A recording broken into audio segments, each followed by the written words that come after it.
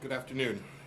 It is the assessment of the United States government that the Islamic Republic of Iran is responsible for the attacks that occurred in the Gulf of Oman today.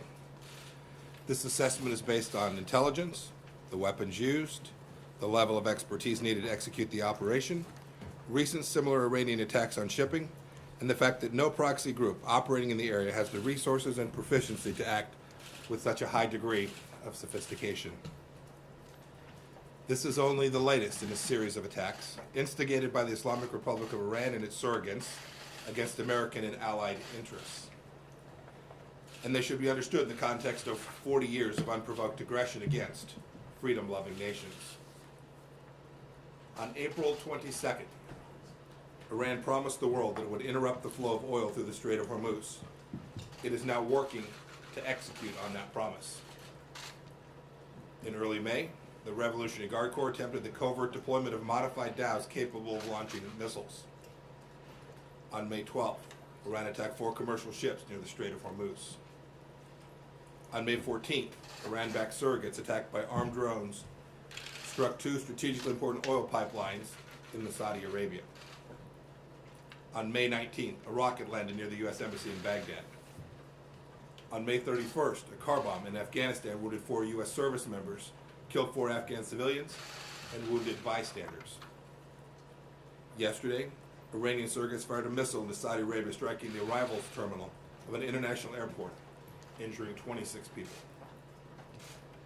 Taken as a whole, these unprovoked attacks present a clear threat to international peace and security, a blatant assault on the freedom of navigation, and an unacceptable campaign of escalating tension by Iran.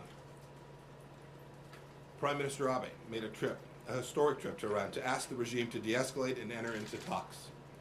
Iran's supreme leader rejected Prime Minister Abe's diplomacy today by saying he has no response to President Trump and will not answer.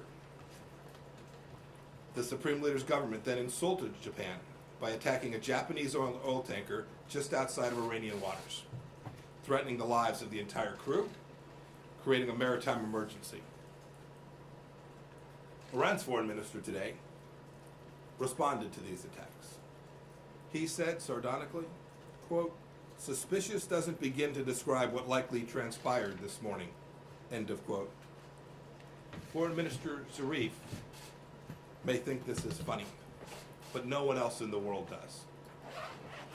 Iran is lashing out because the regime wants our successful maximum pressure campaign lifted.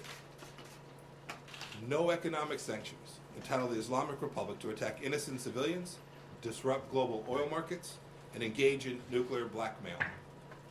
The international community condemns Iran's assault on the freedom of navigation and the targeting of innocent civilians. Today I've instructed our UN Ambassador Jonathan Cohen to raise Iran's attacks in the UN Security Council meeting later this afternoon. Our policy remains an economic and diplomatic effort to bring Iran back to the negotiating table at the right time, to encourage a comprehensive deal that addresses the broad range of threats. Threats today apparent for all the world to see, to peace and security. Iran should meet diplomacy with diplomacy, not with terror, bloodshed, and extortion. The United States will defend its forces, interests, and stand with our partners and allies to safeguard global commerce and regional stability. And we call upon all nations threatened by Iran's provocative acts to join us in that endeavor. Thank you.